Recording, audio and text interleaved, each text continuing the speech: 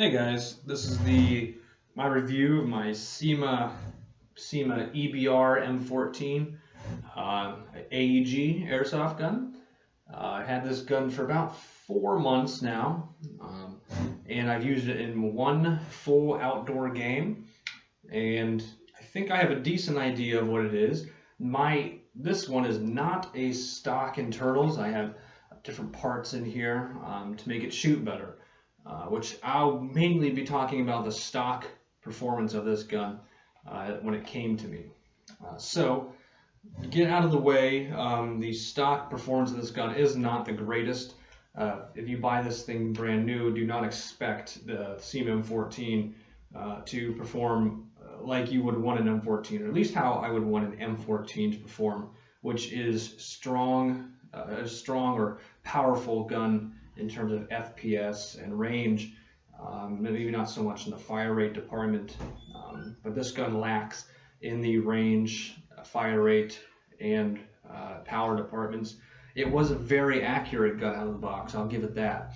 It was shooting about 140 feet with very good accuracy, very good groupings, no feeding issues at all, but it only shot about 300 FPS with a .2 or about 0.8 joules, which is very low for especially a battle rifle. So I wanted my battle rifle to shoot at least 400 FPS, which with a 2 or 1.5 joules, which I paid someone to upgrade mine for doing that. And I'm very happy I did. I'm very happy with my current performance of my M14 by Cyma. Very happy with it. Mine, I was essentially the compression of the stock M14. The compression parts were very poor. Lots of air was leaking out of where the piston, and it connects with the cylinder to create the air pressure to pump the BB out the barrel. There was lots of air was leaking out all over the place in that system, or in that component of this gun. So, dog came in. Anyways, so try to just be mindful of that. If you do buy a Cyma M14 and it's shooting very low, I imagine the compression has something to do with it. So my compression parts were pretty completely upgraded. Mine now shoots 400 FPS, 1.5 joules, and with a flat hop, it's a flat hop bucking and nub in there. It shoots probably 200 feet, just right around 200 feet accurately. And I use 0.28 gram BBs. It doesn't like to feed for some reason. It does not like to feed the heavier 0.3 or 0.32 gram BBs. So I use 2.8s and they feed relatively fine. Another something I don't like about this platform is the way the hop-up works. You're not going to be able to see it, but I can kind of point in the right direction. There's a rotary style, well actually it's more like less a dial style hop-up wheel right here at the front of the mag well. You almost have to take the magazine out to adjust the hop-up. You don't have to if you have skinnier fingers or some sort of device to adjust it. With fatter fingers, you're probably not going to be able to. Anyways, it's pretty easily adjustable, and there's a lot of play in the hop-up wheel. So you're going to be able to fine-tune it, but just the fact that it's in an awkward position. But due to the silhouette of the M14, I guess it's necessary to put the hop-up adjustment wheel there. Unlike a more traditional, standard rifle or some machine gun with the hop-up wheel typically going where the charging handle, the dust cover is located at, or the dust cover. Anyways, where you pull back the charging handle.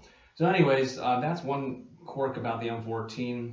One of the coolest things about the M14 platform is, I'm holding mine left-handed, but turn around, the charging handle, as you probably know, is one of the coolest charging handles in airsoft. It's one of the coolest sounding charging handles, most satisfying feelings. One of my favorite reasons of getting the M14, or biggest reasons why I wanted to get the M14, is to do that a lot. Very cool, very satisfying charging handle it has.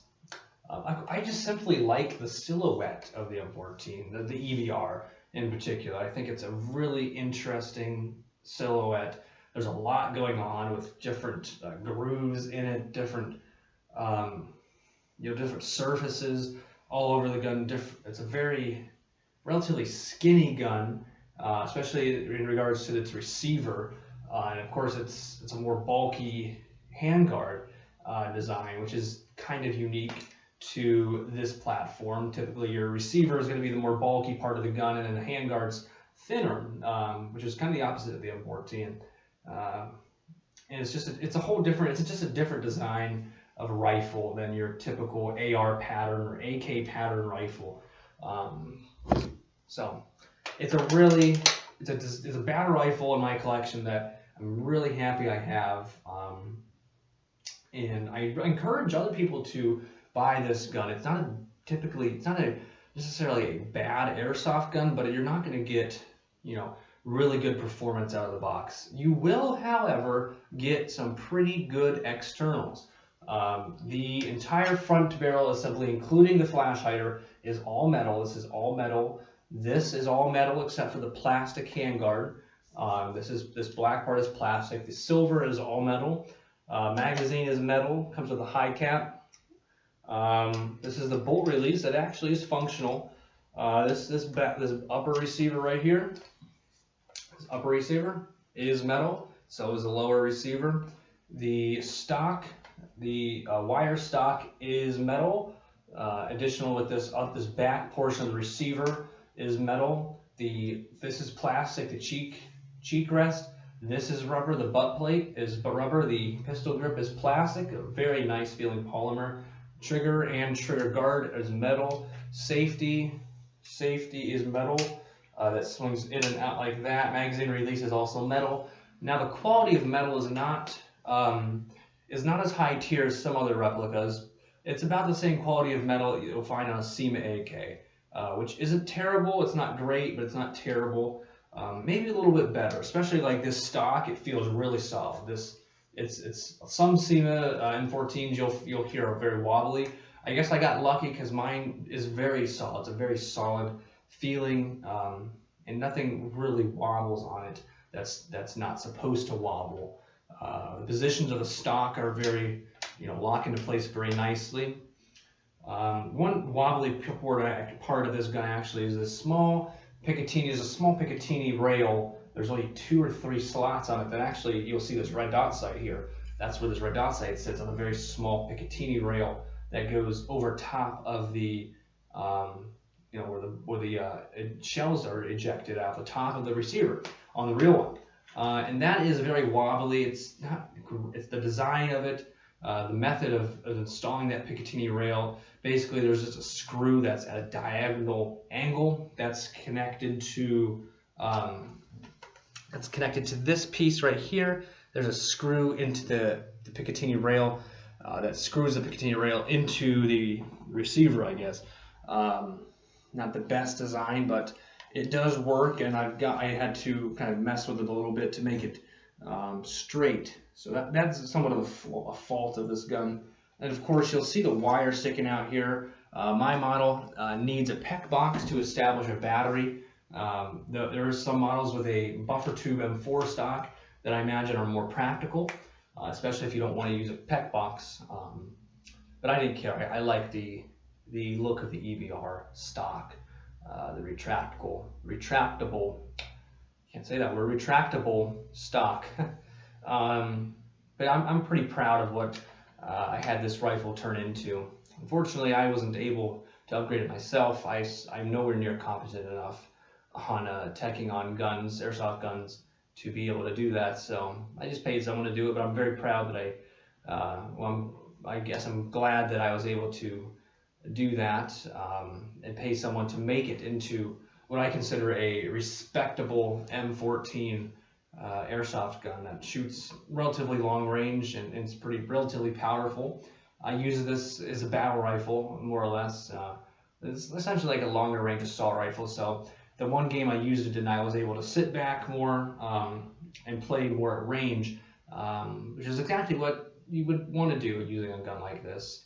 I personally am not a fan of using guns such as this and rushing up and getting really close and personal when the gun itself is designed to be more of a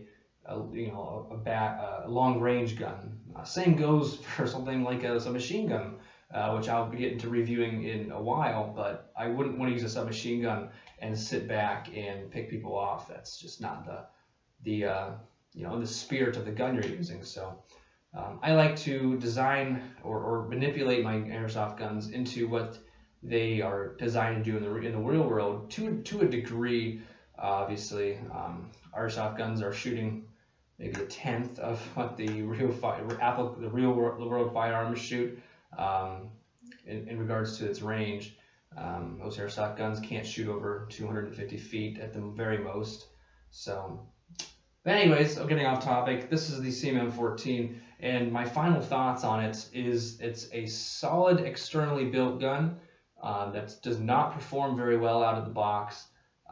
So I would encourage you to, if you are okay with that and intend to upgrade this, or are okay with its stock performance, then I certainly think it's a very well deserved buy for about $300 to $350 brand new. I would encourage you to buy new too. The M14s are, I would just encourage you to buy new just to avoid any